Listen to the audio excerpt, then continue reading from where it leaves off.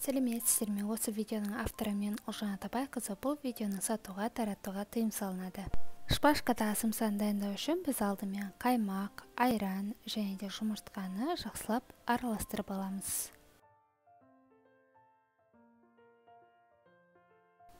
Одан кейін тұз, шекер және де разрыхлитель салып тағы да араластырамыз.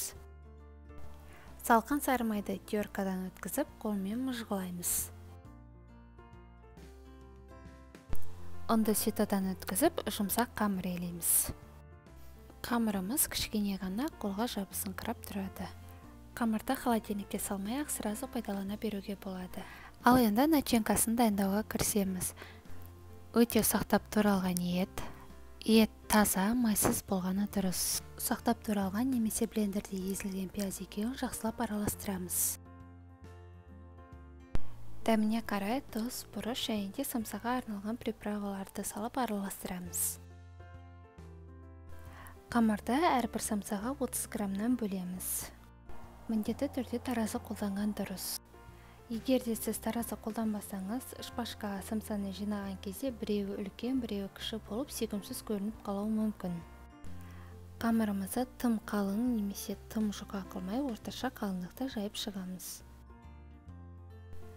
Ортасына начинка саламыз және шешеттің жақсылап ашылып кетпейтіндей қылып жабамыз.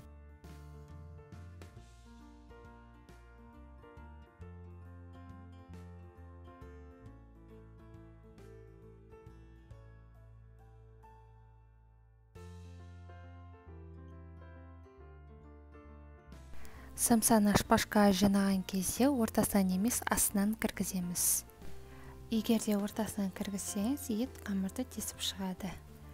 Дайын самсаны бірден противенге салып отырамыз. Үстіне жылток жағамыз және де күнжіт сеуіп, қызып тұрған пеште 180 градуста 30 минут аралығында пісіріп аламыз. Біздің самсамыз дайын. Міндетті түрде жасап көріңіздер, өте дәмді болып шығады.